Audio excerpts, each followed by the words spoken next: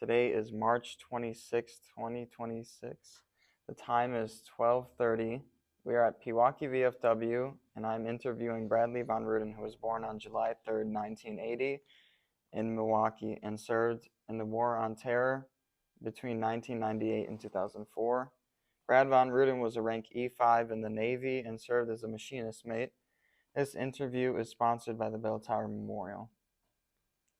And if there's any important moments you want to mention related to a question, just feel free to ask or tell. And what were you doing before you entered the service? I entered the service right out of high school. I entered the service because I hadn't yet been accepted to college. I wanted to go to college for architecture. I applied to some colleges but wasn't accepted. And the recruiters came to our lunchroom, and the Navy was the first one that I noticed, so I signed up.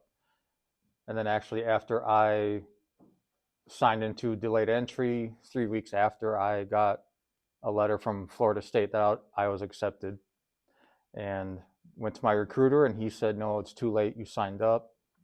And then I went to boot camp and asked if I could still go to college, and they said it was too late. And then after I finished my first school, my A school, I asked the same thing. They said, yes, you could still go to college now. But then by then I made E4, so I said, no, I'll stick it out and stayed in the military. What was life like before you enlisted? Just regular hanging out with friends in high school. Honestly, just hanging out with friends, kind of boring for me. No video games like nowadays, no phones, doing stuff outside. Why did you enlist? Wanted to serve my country. My uncle served. I wanted something with purpose. I know that being in the military, you don't make a lot of money, but going to college, I'm a very mechanical person. I love, say, architecture. I like building things, something involved with building. And so I started in the nuclear field, and so that's mechanical, the mechanical side of the nuclear field. And so that had faster advancement, so that's why I went into that. Besides, fighting for the country, it's something to be proud of. And what did you have to do, like, to enlist? Well, first the recruiter had me complete the ASVAB, and once they look at your scores, at least for the Navy, they go off your scores and say what you could qualify for. And based on my scores, I don't remember the numbers, but he pretty much said I could do what I wanted. And he must have been trying to fill billets for the nuclear field. So he said you could do the nuclear field. And they had the mechanical or machinist mate part of the nuclear field. So that's what I chose to do. Tell me about your early weeks of training and how you adapted to military life. You mean in boot camp? Yeah. It was hard. I was never a runner. I played football in high school and, with friends, rode bikes when I was younger. But you do a lot of running, and when you do physical readiness tests, it's a 1.5 mile run, which isn't much compared to the other branches of the military, but for me, it was quite a bit. You do a lot of marching, which took a little bit of getting used to. A lot of the military bearing took a bit for me to get used to. I was a little rebellious with my father when I was that young.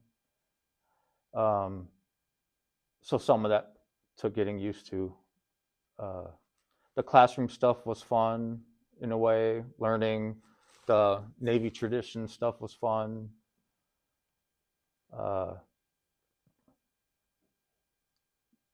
More of the other military type stuff was fun.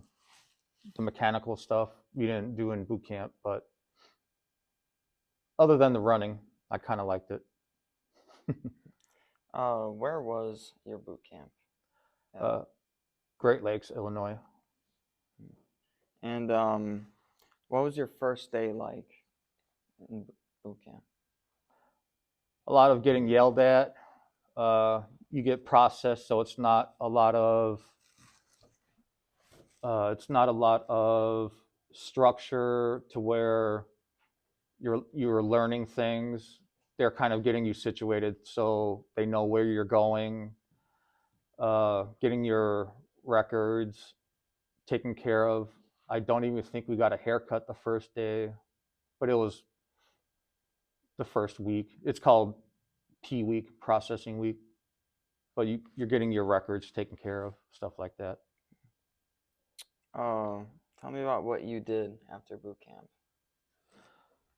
Well, when you graduate boot camp, family comes. And then for me, at least, because my A school is in Charleston, South Carolina, I still had, I believe, 2 or 3 days until I flew out. So I stayed on base and we had, a few days of liberty. So I had the chance to go to Chicago. I chose to go to Chicago on an Amtrak, visited Chicago.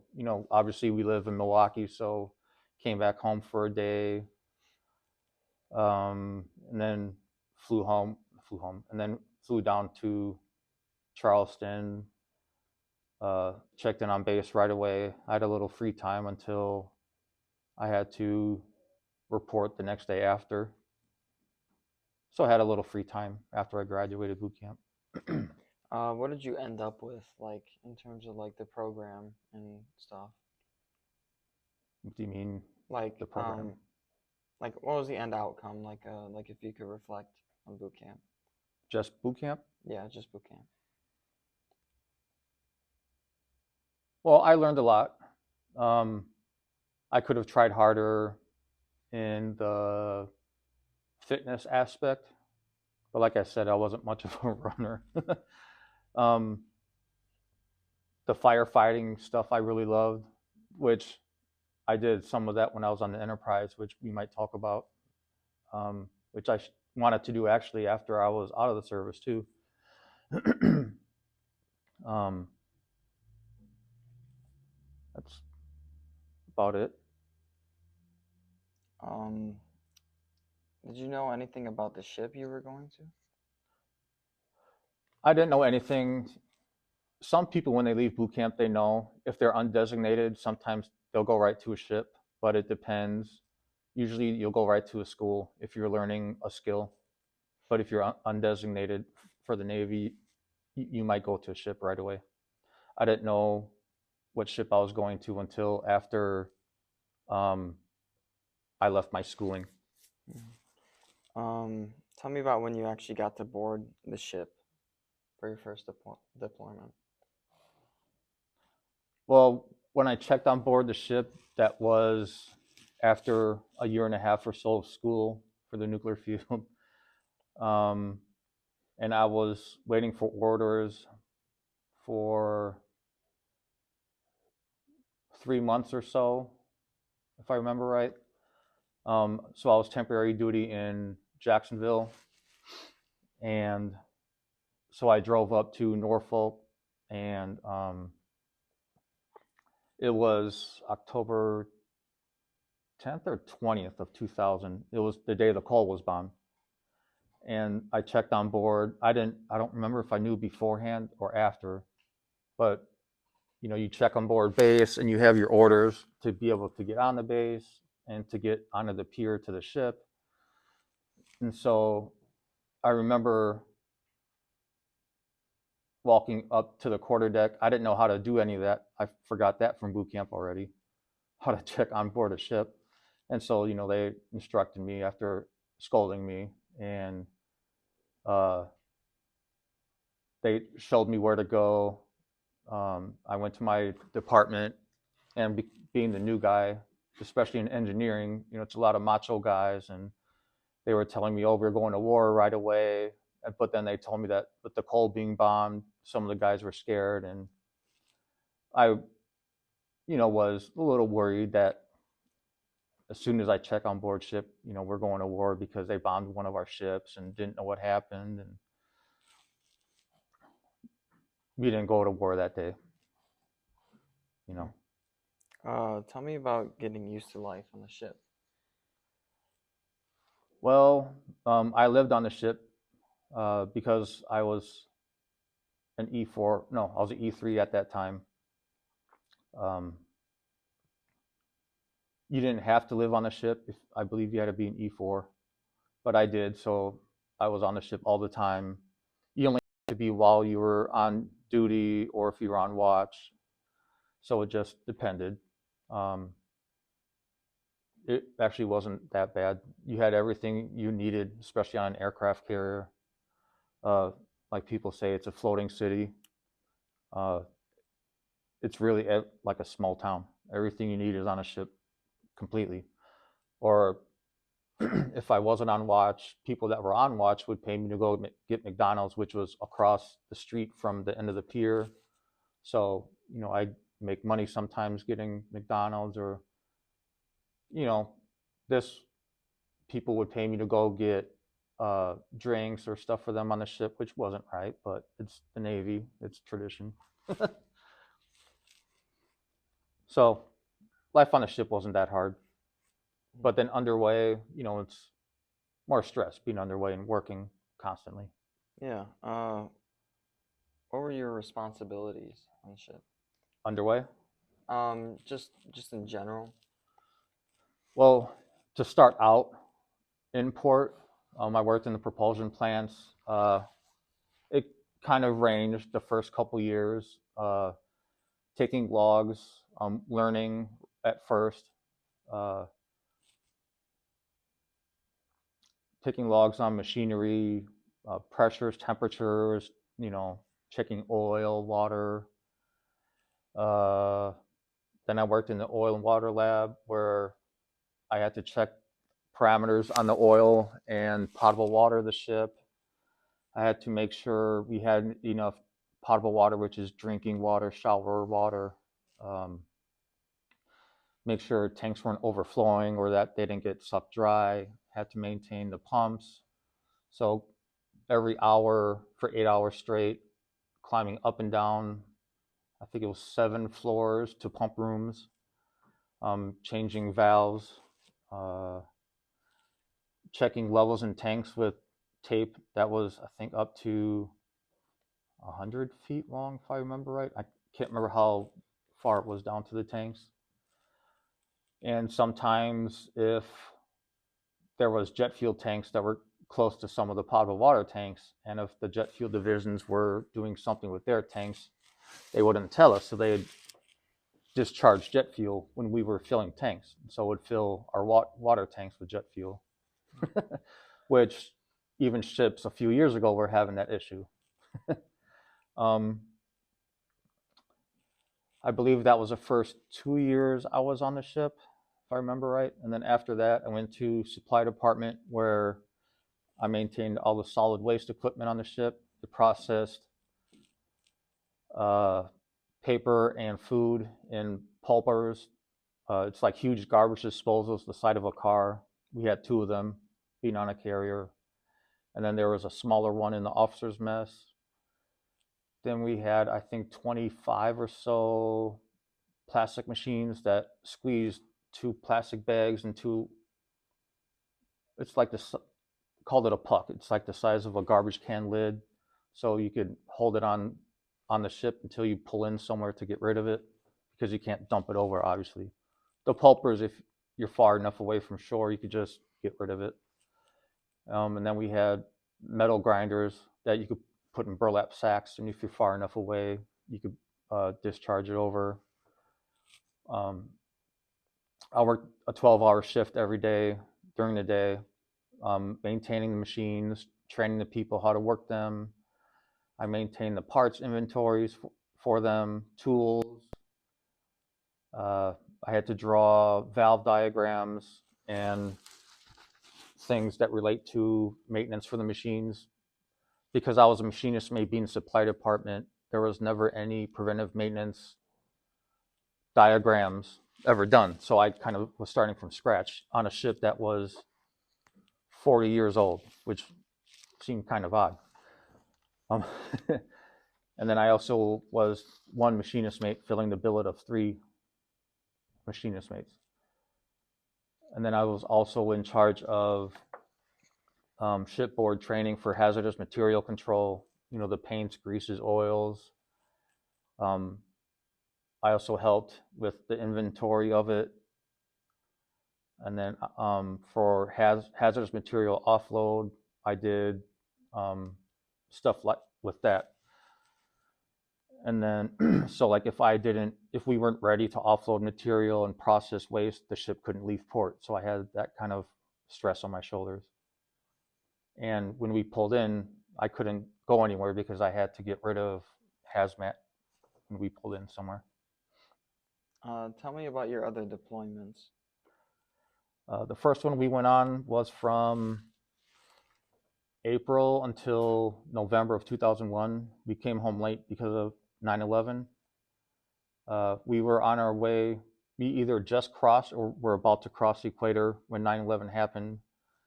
And I had just finished a shower when the first tower had just been hit.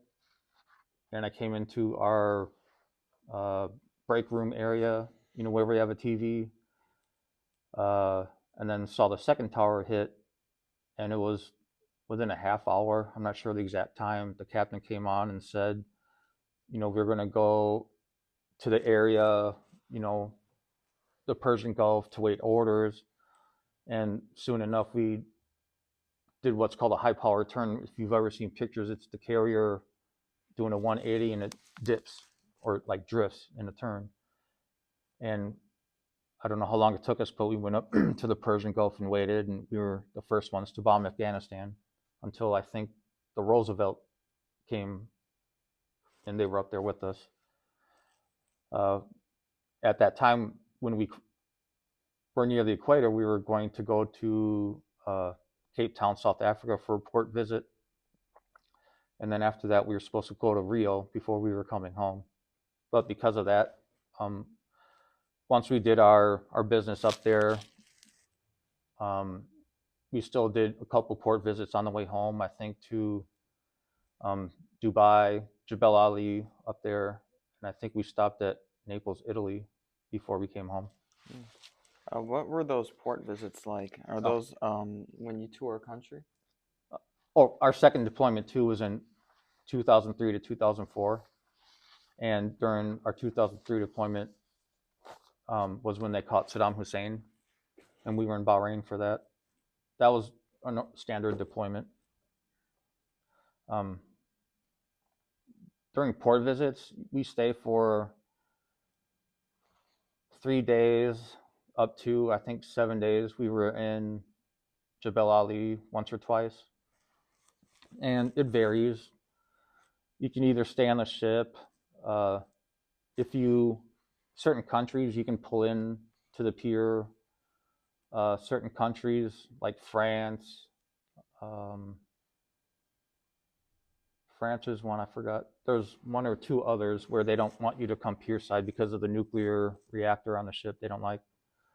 So you take a ferry boat or Liberty boat, they call it, to the pier. But you can do tours when you get into the country. Like I went to Stonehenge in England before, a couple other things like that in England. In Italy, we did some volunteer work in an orphanage with some sisters. And in Dubai, we did an Adopt a Sailor program. There's a American woman who married a French banker that lived there. And so she took me and a friend of mine around the city and showed us around. That was fun. Really quick, how was it like going back for leave? Uh, Other than wishing I had more time, um, it was fun. And the first thing I wanted when I got home was cousin subs because on base they don't. There's no cousins on the East Coast.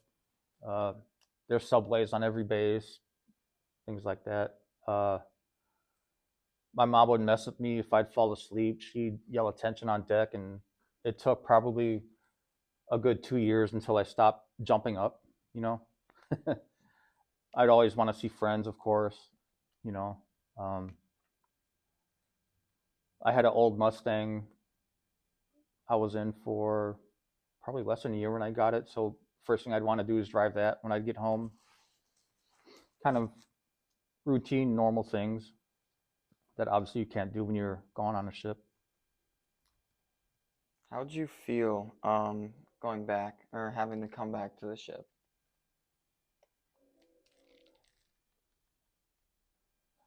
So a lot of times I miss being on the ship, strange as it may sound.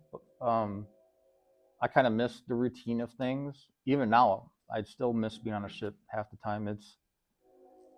It's easier, even 20, even 25 years later. It's easier when you're on a ship or in any branch, knowing you know what you have to get done, and it's a little easier with somebody telling you what you have to do, or you know what you have to do. It's structured, very structured. um, but also knowing, I have to go back to the ship. You wish you had more time at home. It's, or especially if you know you're about to go on deployment, it's stress going on deployment. How was social life like on the ship?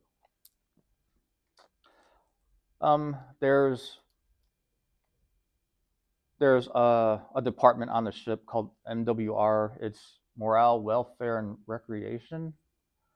They have, I believe it's a civilian and also a couple people from throughout the ships, um, the sailors throughout the ship, that staff that do things, for morale. Um, if we were out to sea for so long, we'd have what's called a Steel Beach picnic on the flight deck. I used to have a picture of that. They grill out. They have, the inflatable wrestling matches, boxing. Like you hear in World War II and Vietnam on some ships, they have boxing and movie nights sometimes. Uh, we've had USO come on the ship before. I remember our first deployment. Robin Williams came on with Kurt Angle and Mike Wallace, NASCAR driver. And Robin Williams is a very profane comedian, which we all love. And a few other um, celebrities have came on. Um, so there's things you could do for morale on the ship. What was the enemy like? We didn't see the enemy being on the ship, but I remember even back then, Iran was a huge deal, and we were within. I can't remember exactly, but I was told because we couldn't get rid of the pulper waste because we were within 12 miles. So we were within 12 miles of Iran at one point, and either Kuwait or Iraq. I forgot what part of the border it was. But you can see oil fields burning, like you've seen on some of the movies that involve Iraq. um, so it was stressful, and even before, especially in the 2001 deployment, and before Hussein was captured in 2003, there was always the worry of chemical warfare. Um, in the second deployment, when I was on the fire team, we were told to wear, told to wear, we were at general quarters a lot just for practice and, just in case. Uh, because I was on a fire team, we didn't have to wear our chemical gear, gas masks. The rest of the ship's company had to wear their gas masks a lot, which isn't as breathable as our OBAs, which is an old. It's not like the modern the firefighters tanks. So that was a little bit better. And like I said, I like the firefighting stuff, so I'd rather wear my whole firefighting suit, which was still hot, and they had to close the hangar bay doors on the ship, obviously, so if something went off, it wouldn't get inside the ship. So it was very, very hot, especially in the middle of the Persian Gulf, in the middle of summer. So that was that what you were doing when the war in Iraq was happening, or Iraq or Iran? Iraq, yeah. Iraq. Yeah, that was the 2003 deployment before they caught Saddam Hussein. And really quick, how was it when he got caught? Well, before it was stressful because, like I said, we actually got shots, anthrax shots, in case the chemical warfare thing happened. Before he was caught, there was a worry something would happen. After he was caught, there was still some worry that retaliation. His followers would do something, and it calmed down after he was, but yeah, things calmed down a bit after. So what was this, going back to 9/11, what was the situation after 9/11 for you guys? Like were you guys in a combat situation all the time? Yeah, we did a lot of flying, night and day. And I was in the oil and water lab at that time. There were so many times that we ran out of potable water. Well, we didn't run out. We run out of certain amounts of water that we sent for hot water production, like for showers. So ship's crew took cold showers. So even to this day, I'm used to taking a cold shower sometimes. All the water had to go to the catapults for steam. I can't remember amounts, but I wish I could remember amounts, but it was nonstop flying. They'd get all the planes back, refuel them, rearm them. They go back and fly, come back. What were your daily struggles? Sometimes it was staying awake because I'd work 12 hours and I'd be off for 12 hours, but I'd have to do some laundry and take care of myself, eat, try to get sleep when I can. But because I worked on the machines and I'd have to fix things when they, go down, I get woken up at night, so I wouldn't get straight sleep. So half the time, if I got woke up, I'd sit on the fantail of the ship and planes would land overhead, and I wasn't smart enough then to wear hearing protection. So jets landing above my head, but it was stressful, not getting a lot of sleep and overworking myself. Were there any like special moments during this time period after 9/11, and like anything you want to talk about, like any other moments of struggles? I did have a friend pass away in the first deployment after we'd been working out. He was very physically fit, and if I remember right, it was something with his heart, and it was tough.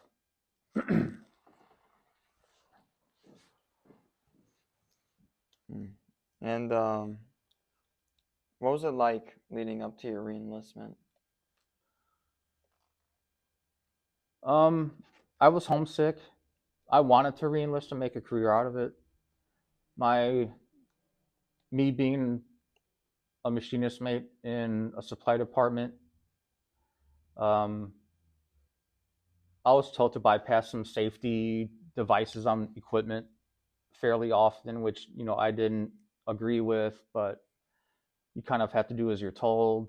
And I didn't agree with it a lot, and I'd still have to be on sea duty for a year or so, which I didn't want to do.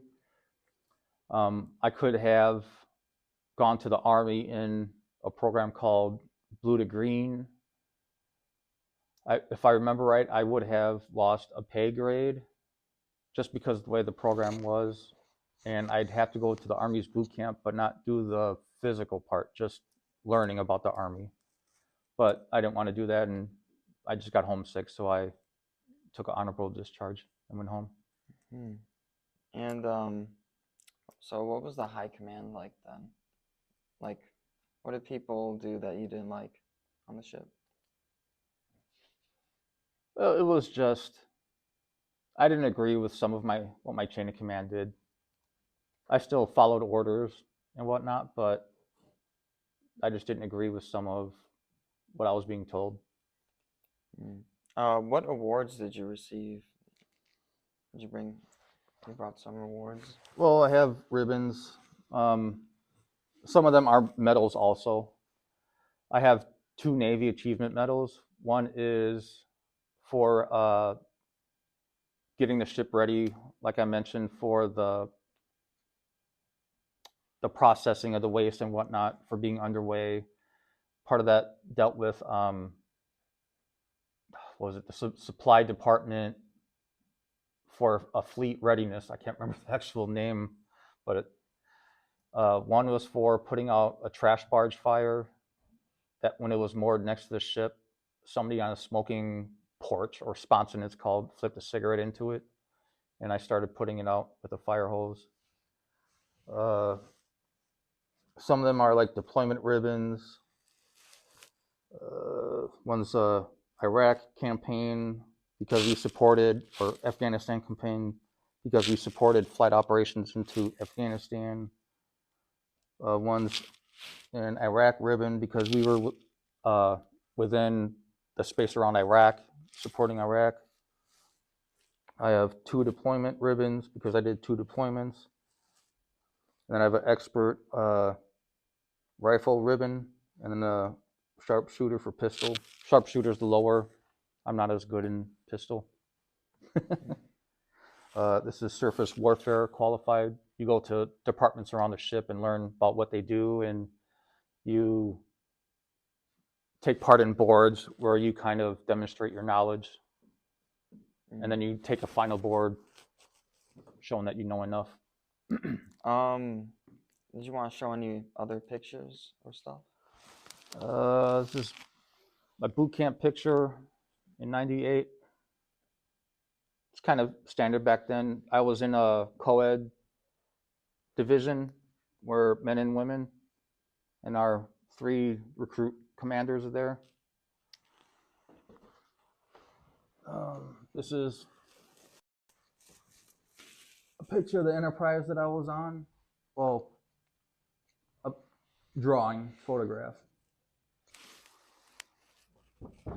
That's all that I have for pictures. I didn't take very many pictures when I served. I had some, but I can't find some of them. Yeah, and so what do you consider to be your most important contribution during your service? Like, what was like the end outcome? My contribution. Well, other than making sure the ship was ready to leave port, or, honestly, if I didn't do it, they could find somebody to do it, but the ship wouldn't be as ready, just doing my part of, but like I said, I like the firefighting part more. It was more fun for me. And what was it like the moment you came home? After I got out? Yeah. Well, I actually had a job lined up 2 weeks before I got out. And I had a month of leave, so I sat around for about a month, well, 2 weeks, until the job started. I was kind of bored, and I missed the structure of being in.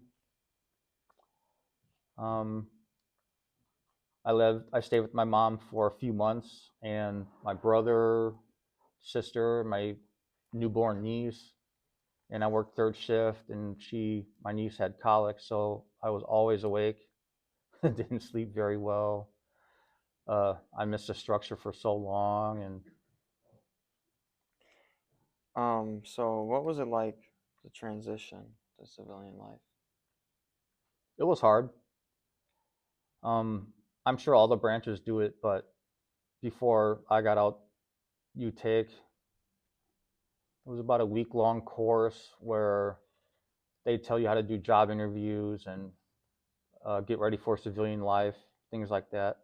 Uh, it helped a bit, but I still missed the structure, and it just felt strange, and it took years until I got used to it. And like I said, still sometimes I still miss the structure. Mm. What did the future hold for you after the military? The future, well, being in such a high stress environment, having such high responsibilities and such thorough training prepared me for uh, my job I have now. Um, all the mechanical knowledge I've had, uh, the firefighting training I've had has come in handy. Uh, Being able to train people has come in handy. Working with all kinds of people. I think the military helped me with like a type A personality, being strong-willed, being able to handle so much stress, all the how detail-oriented I am at work, I'd say. What were some of the life lessons you learned from the military? Life lessons. Um,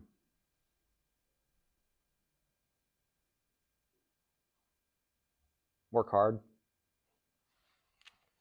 Um, Honestly, our core values: honor, courage, commitment. Stay true to those. How do you think veterans are treated at home?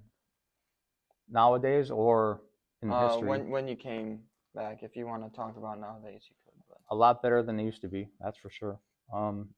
Even now, it's better, but even now, some veterans are treated poorly. What I've seen, I go to the VA, or even obviously I ride a motorcycle. I'm treated poorly sometimes, which I don't like seeing it. mm, um, I always, being in the Combat Vets Motorcycle Association, all we do is help veterans.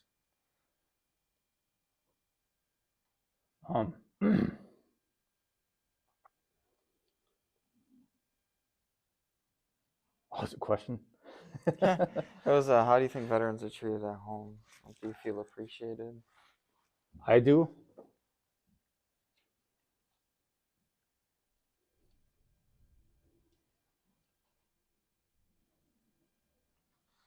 Yeah, Mm, I do. I just feel we should all treat them better.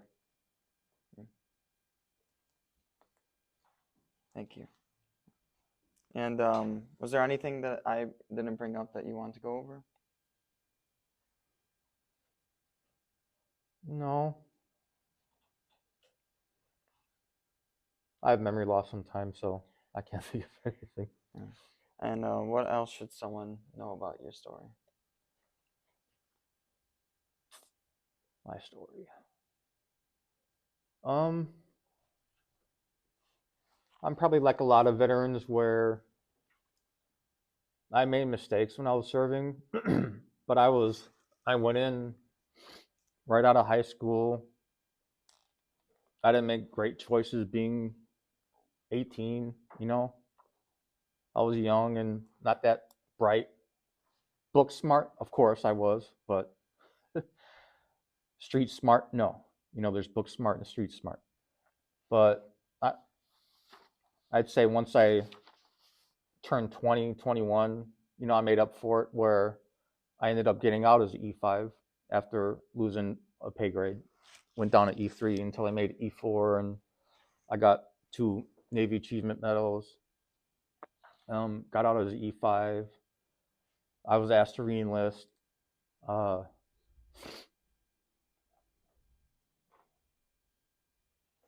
Thank you, Dad.